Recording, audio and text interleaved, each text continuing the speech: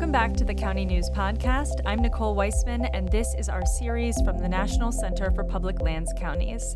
This series of interviews took place at NACo's 2024 Western Interstate Region Conference with the goal of shedding light on the experiences of public lands counties and the officials who lead them. In this, our fifth episode in the series, NACo Executive Director Matt Chase interviews Mariposa County Supervisor Miles Menetrey. And then my co-host Charlie Ban interviews Eagle County, Colorado Commissioner Kathy Chandler-Henry. Well, welcome to our podcast, Talking Public Lands. I'm Matt Chase, the CEO, Executive Director of the National Association of Counties. And as part of our National Center for Public Lands Counties, we have this podcast, Talking Public Lands. And I'm really honored to be joined by Supervisor Miles Menetrey of Mariposa County, California. We are here actually at the 2024 Western Interstate Region Conference, NACo's 15 Western states. And Mariposa County and the Supervisor have been great hosts. We actually were scheduled to be here, then COVID hit, and then fires hit, and we are finally here on a beautiful day. Welcome, Supervisor. Thank you very much. Well, I'm so excited to talk to you. You've got such an interesting path to being a county supervisor. You've been here in the county for 34 years. You've been a general contractor. You've worked with a sheriff's search and rescue team. And tell us, why did you decide to run for county supervisor? Well, it was through quite a few years of discussion with my, at that time, sheriff. And just as simple as over and over being told, you should do it, you'd be good at it, you should do it. And to be honest, I cared about the direction of the county and just wanted to be that one of five voice at the table. So I ran and won, and here we are. Well, when I was researching your background a little bit, you were very active in the community before being elected, and you volunteered and worked with the Valley Children's Hospital. Talk a little bit about how did you get into just being an active citizen? You know, I guess that's just something that you do. You when I first moved to Mariposa, I was coaching baseball, Little League, actually T-ball. And then got those kids learning how to catch a ball. You have patience. So, well, we moved up quickly with the kids we had trained. I didn't want to go through that part again. But yeah, did that for several years there. And then just, I was living down in El Portal, right on the river. And I happened to be at an accident scene and saw the team fetching these people out of a car that had gone into the river. And I thought, wow, that looks cool. Wow. So got involved there, and as part of that search and rescue team, the Lions Club came to the team and said, hey, we'd like to cook for a fundraiser for you. And I've been barbecuing since I was in grade school. And so I said, hey, I'll help you guys. And then out there that day, they said, you know what, you'd make a good lion. And there I was.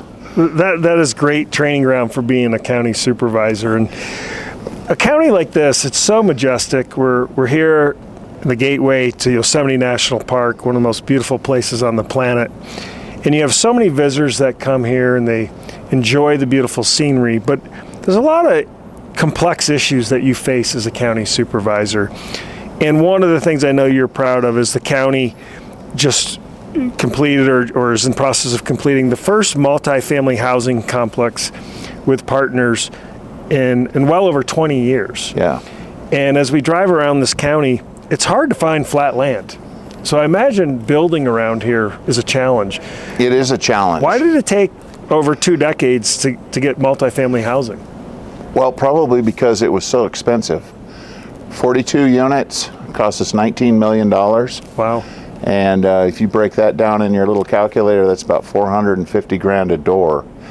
And, you know, no developer for profit's going to come in and do a complex like that when they're not going to be able to get a return on their investment. So we worked with a nonprofit, Self-Help Enterprises. Self-help, yeah. And they stuck with us. Another thing that makes it hard here in Mariposa, we don't have any infrastructure. The town itself has infrastructure, and the units that we built were able to tie into that infrastructure with some upgrades to roads, sidewalks, fire issues. We had to do all that, so it really drove the cost up. And I think that the reason it hadn't been done in so long is just because of those factors. And again, like I mentioned, we're 50% public lands. The 50 remaining percent, half of that is in land trust, what we call the Williamson Act here in California. The owners of the property get a substantial break on their taxes, property taxes, to lock that into a 20-year contract, but you can't develop it. So that leaves like 25% about of our county that's available for development, and further constrained by topography, lack of infrastructure, and the ability to get a return on the investment for, say, a speculative builder. Yeah. The building that goes on is folks that retire and come up, and yeah, and I can imagine housing here is such an important issue, particularly for local residents, where you've got all these secondary homeowners.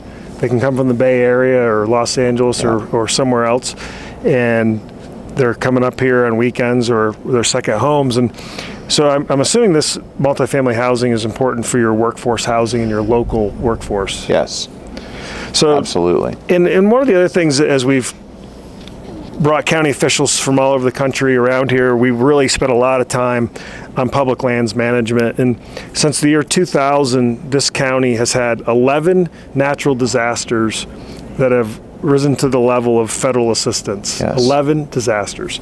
What's it like leading in a community where you recover from one disaster and one hits again, and you're not even, maybe even recovered from the previous disaster? Like, how are you all handling this topic of resilience, and particularly around forest management? Our sheriff's OES team are just the bomb at chasing after those dollars that can be reimbursed to us. And as we heard, this morning, the FEMA fellow was talking about it, but the problem is when you have something that is a FEMA situation, you can't just go out and fix it and then wait for FEMA to reimburse you. You've got to wait for the inspection, the allotment of the money, and then you can fix it. If you go out and fix it on your own, you don't get the reimbursement. So that's really tough. The disasters, obviously forest fire that burns down homes in our county is tough.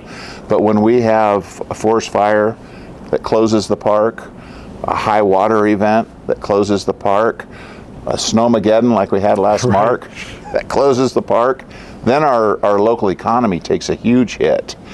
And because with the park closed, people, tend not to come through Mariposa as much. It's amazing to me. I grew up in upstate New York, closer to Montreal than New York City, up in the Adirondack Park, and we used to be proud of all the snow we get. But when I heard you had 4 to 5 feet of snow in one snowstorm, that just took my breath away. I don't even know how you function. It was amazing. It was, and the thing about the snow, when you're not used to that amount, is it just crumples everything. It crumples car sheds, trees, power lines. So it was, that was really tough, and that was in a once in a, blue moon situation. But great to have the water. Great to have the water, if you can capture it. But a tough way to get it.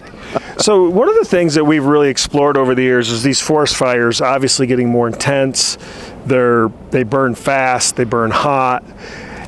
And one of the things that we've learned is it almost like petrifies the ground, and then it causes this water runoff. And can you talk about what happens after a fire and in the recovery phase? Like, what are the priorities for the county?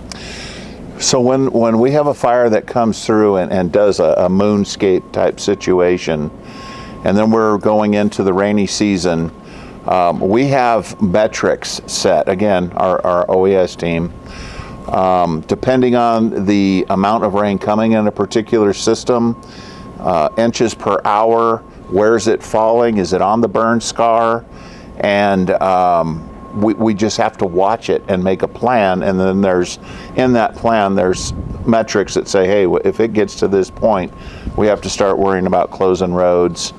And then of course when it does, and it pushes all that stuff down into the creeks and clogs the gutters on our our county roads, that brings up a whole nother issue that you've got to deal with to get the roads back open, clean the gutters, clean the ditches. It's just like, it's like being a homeowner on a county scale. On a county scale. Stuff you got to fix. And just massive scale of, this place is beautiful, but the terrain is rough. It's steep. Yeah. And I can just imagine all the work that you and your team have to do at the county and your colleagues. So you're in a county here, 50% owned by the taxpayers through the federal government, through the federal public lands. What's it like to collaborate with all the different federal partners around here, the Forest Service, the National Park Service? What are kind of some of your lessons learned, and is there anything special that you're working on with these federal partners right now? We have great relationships with our federal partners, and as we discussed a little bit this week here at the conference, the people that are in place have been there for many, many years, so there's relationships established. Yeah, some continuity. Yeah, and we work together really well. The park is a great partner to us. Same with the Forest Service, and there's just a collaboration that has been developed over many years of the same people being in place. So are there any specific things that you're really prioritizing now? I mean, it's so challenging when you're dealing with housing and forest management and storm runoffs. Anything that you really personally are sinking your teeth into that you're working on? I am. So I am, and we have a association here in California called the Rural County Representatives of California. This is the 40 rural counties. Rural is defined by less than 500,000 population in the county. Only in California could be rural, Yes. be over 500,000. Yes. I mean, yeah. So what we are working on as a nonprofit in the Rural County Representatives of California is the Rural Advancement Institute, to research a given subject. Yeah. And then we have take these tours. We try to bring urban legislators up into the rural county. Yeah. We just had one the weekend before this conference started. We brought some legislators, some staff, urban, suburban legislators or their staff up here. And we talked about things like electric buses. And we take them, from Merced all the way up the hill into the park and try to explain to them that, look, there's no infrastructure up here for electricity. And you're going to burn a lot of battery power going up those hills. This bus cannot make it up here and then turn right around and go back. And that was a great conversation to have with them. You're able to kind of point out the struggles we just talked about with regard to housing, lack of infrastructure, topography, the workforce wages in the rural counties. And so that's something I'm knee deep in and really enjoy doing. I think that's right at the heart of what we're trying to do with this National Center for Public Lands. Exactly. Is put context that you, whether you're urban, suburban, rural, have many of the same challenges. Your budgets may have more zeros or less zeros. You may have less residents, but still it's the fundamentals of life. Housing, shelter, access to a quality job, and just an opportunity to have a good life. So keep going. So I was interested during our WIR meeting yesterday. Aaron was sharing with us that basically NACo's doing the same thing in other states with federal legislators. Correct. And I thought that was great. So we're doing the same thing basically on a state scale. But it was enjoyed. Of course, the inaugural tour, we brought them to this property. We took them into the park. Yeah. They didn't have the weather that we had this week. In fact, the day we went down into the park, it was so foggy and so rainy. It's still majestic, but it just wasn't the clear blue sky and sea forever that we were lucky to have this week. So we like to wrap up and ask our guests, if you were talking to a brand new county supervisor, what type of advice would you give? The first thing, and I have done this, here in California, the California State Association has an institute for not only supervisors but county staff. Yeah. And I went through that because I was working out of my truck for years, and I didn't know anything. And the Institute helped me tremendously. So that's the first thing that I would say is get into the Institute, learn what you can. And the second thing is read your gall darn agenda before you get into the meeting. That's great. Preparation, at NACo we say prior preparation powers peak performance. And so I think that's a great way to end here. I want to thank you, Supervisor Menetrey, for being just a wonderful host, you and your colleagues in Mariposa County. It's a memorable experience. I wish everybody could be here, particularly the train ride we took last night. I tell folks the only thing missing were the Ewoks from Star Wars, because I felt like C-3PO should come out of that fire and the Ewoks should be coming down from the trees. It was just absolutely spectacular. So thank you again. Yes. And we enjoyed having you on Talking Public Lands. Thank you very much. I appreciate it. That was Matt's conversation with Mariposa County Supervisor Miles Menetrey. And here's the second interview, a conversation between my co-host Charlie Ban and Eagle County, Colorado Commissioner Kathy Chandler-Henry. Hi, I'm Kathy Chandler-Henry. I'm a county commissioner from Eagle County, Colorado. So tell me about what you listen to when you're taking a long drive through your county by yourself. Oh gosh, well, when I'm taking a long drive, I love to listen to whatever's on the local radio, just see what's going on. And I especially love it if it's a school ball game that a mom or dad is announcing. That's great fun. Oh, I like that. So tell me about Eagle County's public lands makeup. How much is Forest Service? How much is BLM? What are you dealing with there? Eagle County is about 89% public land. Most of that is Forest Service. We also have BLM land. We have some state park land, and we have some county open space as well. We've got state land board land, but they like to point out that that is not public land. What are some of the positive and negative impacts of having that much public land in your county, and how does that mold your county's culture? That public land really is our economy. That's what we do. We do outdoor recreation, and we have visitors and tourism. Our background, the Utes were the first ones to be inhabitants of the area, then we were agriculture and mining. But since the 1960s or so, we've been heavily outdoor recreation. So our public lands are a huge part of that. It's what fuels our economy. It's what we're proud of. It's what forms our value system. It's in our heart. It's why people stay there. It's why people move there. It's really part of our makeup. If you had a recent event in the news related to public lands that has kind of transcended the government talk and really reached the public's consciousness? You must want to talk about wolves. A reintroduction of wolves has been a big one, both positive and negative. And the wolves were released on private land, but of course quickly migrated to public land. So that's been a big issue. Another one has been the release of the BLM public lands rule. I know that that was controversial in some circles, but for resort-oriented counties like ours, it was critical for the BLM to be able to recognize conservation as an equal value with extraction, mining, any of the other multi-use, for conservation to be recognized as a multi-use, because that's what's important in our county. Yeah, wolves don't recognize political boundaries. They'll go anywhere. They just wander around, yeah. Describe your public lands education, both as a private citizen and then as a county official. As a private citizen, I think growing up, I grew up in Western Colorado, so just those values of stewardship, and I think really the value of gratitude, waking up every day and being in beautiful surroundings. People say you take it for granted, and I don't think most of the people who live there do. Just that immense feeling of gratitude and of pride. They're public land, so they're owned by everyone in the country, and to be able to be stewards of that land, invite people in from around the country and around the world to show them our lands. We are in the White River National Forest, which is the most visited forest in the nation. So that sense of pride that we are caretaking this land to share with others.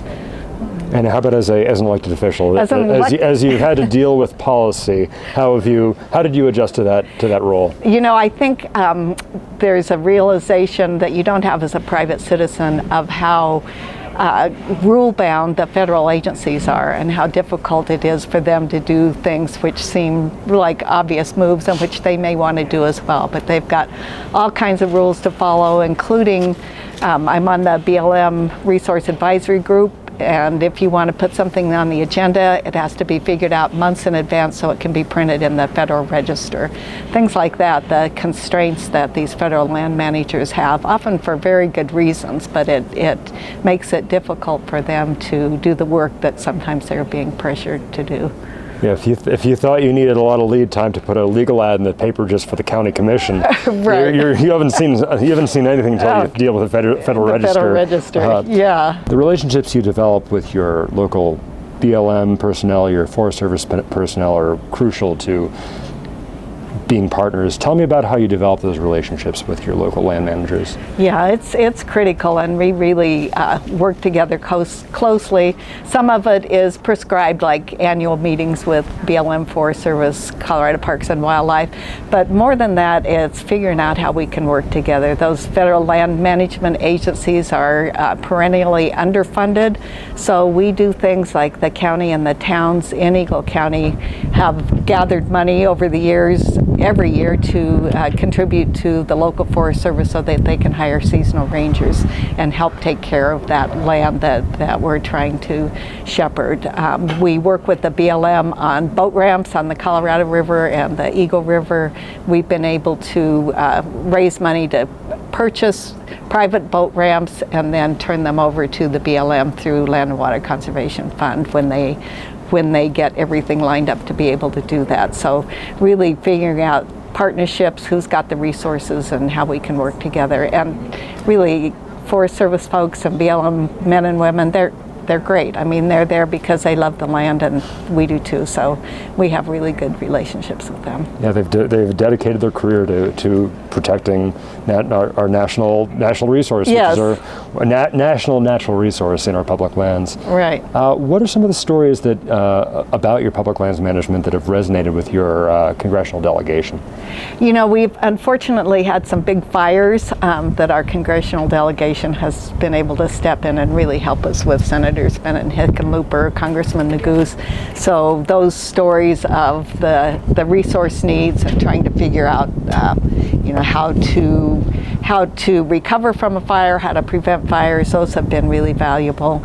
And then just being out on the land, we had a reservoir visit with Senator Bennett, and he brought a paddleboard, and we all paddled around out on the water and talked about power issues and water shortages and conservation and that sort of thing. So being able to be on the ground is always a good story with the congressional delegation. I saw them roll up their sleeves and their pant legs. That's right, exactly. What does Eagle County need from the federal government to help do your work as a steward of the public land? You know, I think what we could really use at the national level is education about those public lands. There's noise out there about the land should be turned over to developers, to counties, to towns, and what's the value of public lands. And I think getting some of the folks east of the Mississippi River out on the public lands and having that feel of openness and space is really critical. So if we could get that from the federal government, just the value and the appreciation and that gratitude for public lands, I think that with that in place, we can do anything that we need. Aside from your committee meetings and NACo conferences, how do you keep abreast of all the developments in public land policy and what's going on elsewhere in the country? You know, it's a lot to keep track of, but we really rely on partners. Conservation Colorado, there's a lot of water organizations. That's a big issue for us, Colorado River and drought and allocation of those Colorado River resources. So we rely on partners, both governmental and non-governmental organizations, to help keep us informed and to let us know if there's something that we've missed that we should be paying attention to. Something I probably should have been asking everybody was, what drew you to get involved in county government in the first place? Well, I was worked at a local community college for years, and in research and strategic planning and community development sort of work. Also locally active with the political party, so when there was a vacancy, I was on the vacancy committee, and my daughter said to me, "Why are you choosing someone else? Why aren't you putting your name in?" So I thought, I think she's right, and I did, and I think county government it's the best level of government ever. You've got resources to do what you need. You don't have to convince 100 other people, and in Colorado there's either 3 or 5 of you, so you can be nimble, you can get things done, and you live where your constituents are. You don't have to travel away all the time, and they let you know when you go to the post office if you're making a good decision or if you're on the wrong track, so you get instant feedback. And it's a nice change of pace to have children say, "Yes, I do want you to pursue a public life and public service." Yes, that's right. A lot of times it's the other way around. Exactly. Is there anything else I haven't asked that people should know about being a public lands county official? Oh, I just think it's so critical that we preserve this resource that we have, and especially figuring out land and water connection and figuring out the role that policymakers have in public lands county to protect those lands for people who are here now, but for future generations as well. Thanks for joining us for this episode of the County News Podcast and our series brought to you by the National Center for Public Lands Counties. For more information about this new center and NACo's work on public lands, visit naco.org.